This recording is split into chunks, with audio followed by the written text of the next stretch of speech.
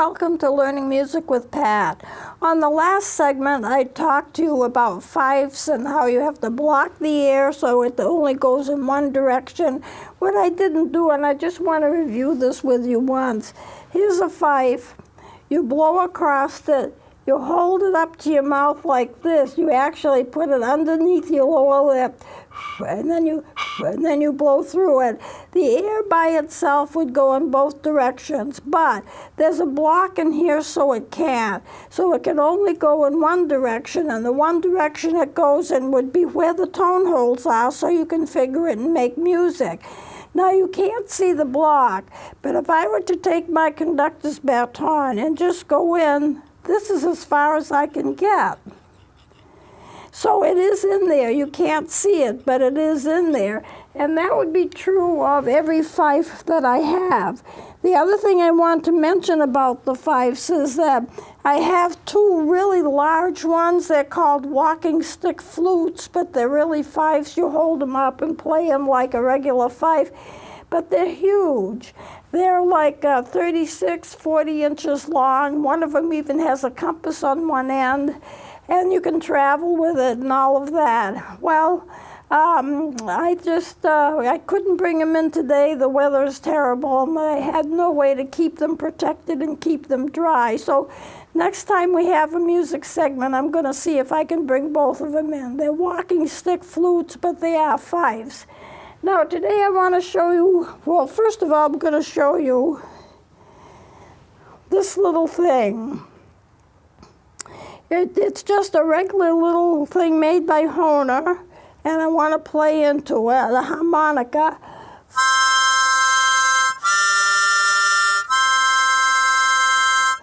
It's quite a sound. It's very, very tiny. It's a novelty item. It plays 4 notes. In the key of C, it plays the key of C chord in perfect pitch without any deviation. And this is just a little novelty item harmonica that I got. You know, I just pick up these little things. I've never seen one since, but I want to show it to you because some of the ocarinas I'm going to be showing you are pretty small. So I want to show you the ocarinas, and I'm going to give you a little history of them. I think I'll start with this one here. It's a little bit larger. This comes from Peru. The ocarinas they can be fairly large if you want to pay hundreds of dollars, and they can have a beautiful tone. But most people get the smaller ones, and this is made out of clay. And it comes from Peru, and it has a cross painted on the front. Remember the Peruvian flutes I gave you? They're very, very colorful, and they have beautiful designs. Well, this is one that's made in Peru, and it's handmade, and it's made out of clay, and it's hand-painted. There's nothing on the back of it.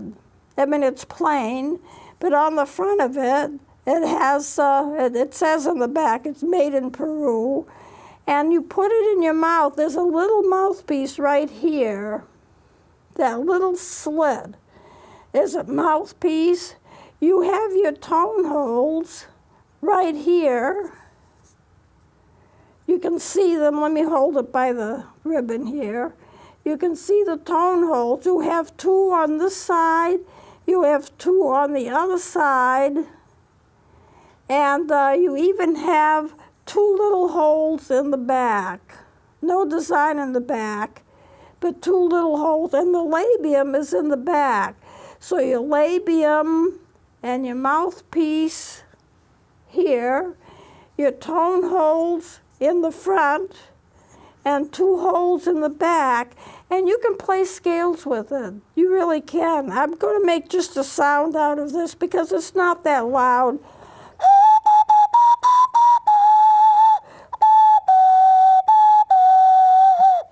And if I took my hands off the tone holes in the back, you wouldn't get as many notes.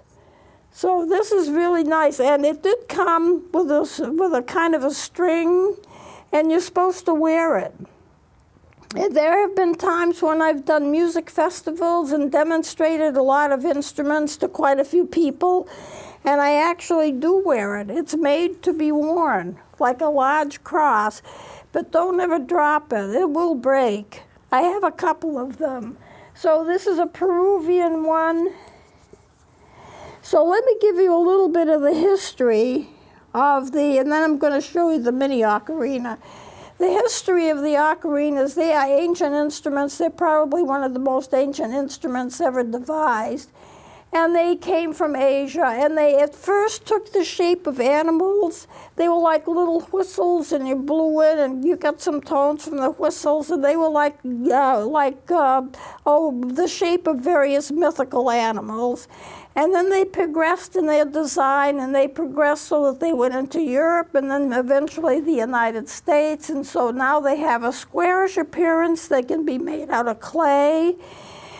They can be made out of plastic, out of wood, various things.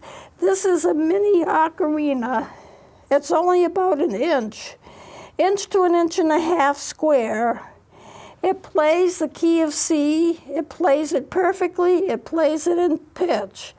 And I'm not gonna play a song on it, but I am going to just, get it right here. By the way, the labium is right where my finger is. I don't think you can ever pick it up. It's so tiny. And then the mouthpiece is right here. Also very, very tiny. It's like a little tiny slit. And yet it makes a very powerful sound. And there is one thumb hole in the back, just one. So it goes really, in a sense, like the recorders do. It operates on the same principles as the recorders. Now, let me try this.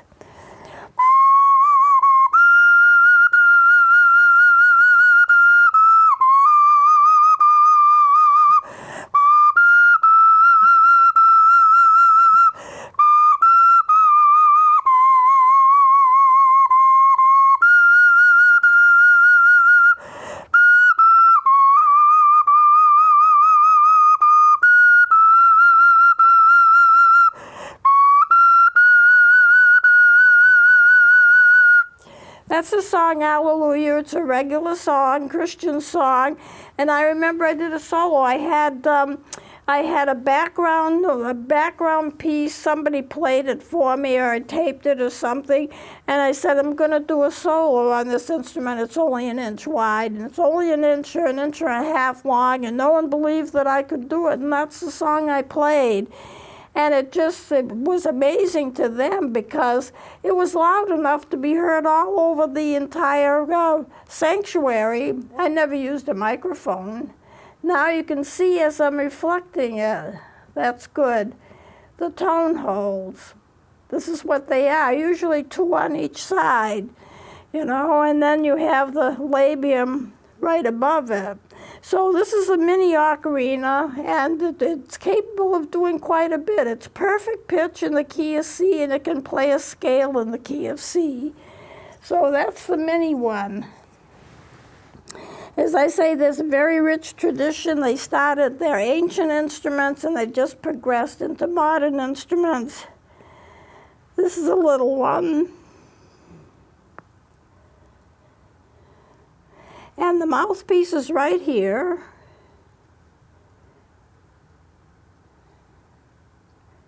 And the tone holes are right here, so you would have to play with your thumb in the back. There's no back holes at all. So I have 2 holes on the left, 2 holes on the right, and my thumbs are going to have to kind of crisscross in the back because that's the only way you can hold on to it.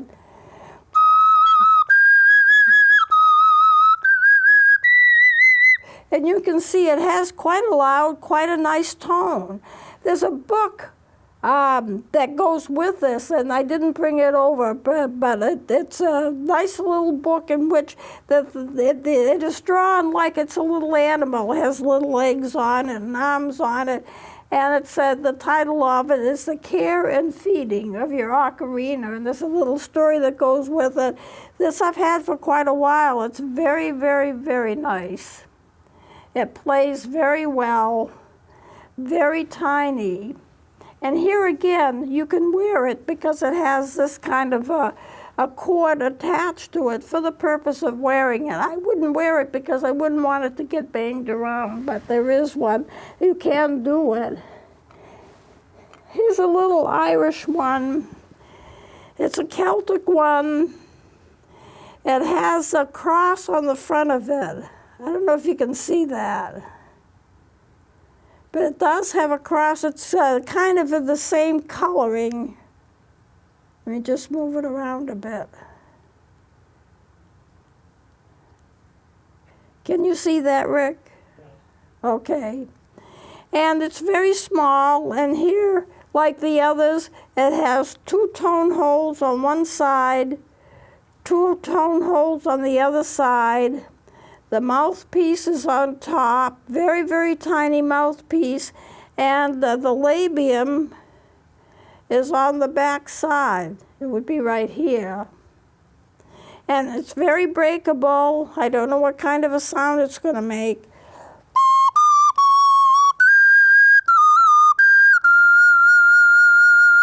Not bad, right? It's not very big, and it's an Irish. It's a Celtic one. It's Irish.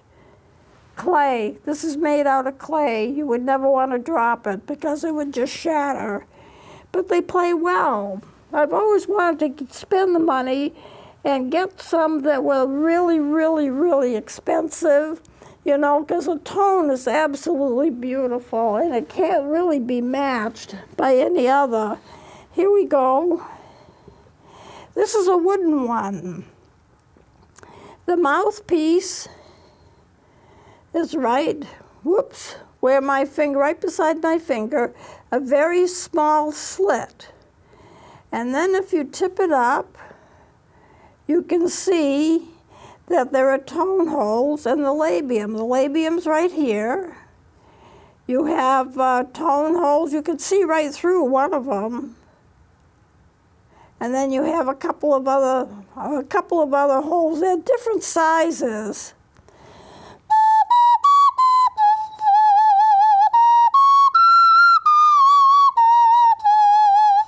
And it has quite a nice tone. I think I want you to pick up the fact that the tone and the volume of these is very nice. This is made out of wood. And you have the little cord so you can wear it around your neck, and as you're hiking along you can play music. That's the whole idea of it. They're a nice little instrument. They can come in pitch, they can play scales, and I think they can come in different keys too.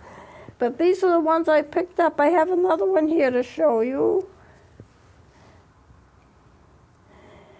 This is called the sweet potato ocarina. It's made out of plastic, made in the United States, and they made a whole slew of them, and I think during the period of World War I, and they gave them to soldiers because it would give them some music they could play, and it would be entertaining for them as they were fighting, as they were, you know, marching around. So this is it, the sweet potato ocarina. It looks to me like a submarine. In the back, you have 2 distinctive larger holes. One of them is right here, and the other one is right here. And then the regular tone holes are on the side of this. It doesn't play that well. It really doesn't play too well, but if I'm going to hold it, this is the way I'm going to hold it.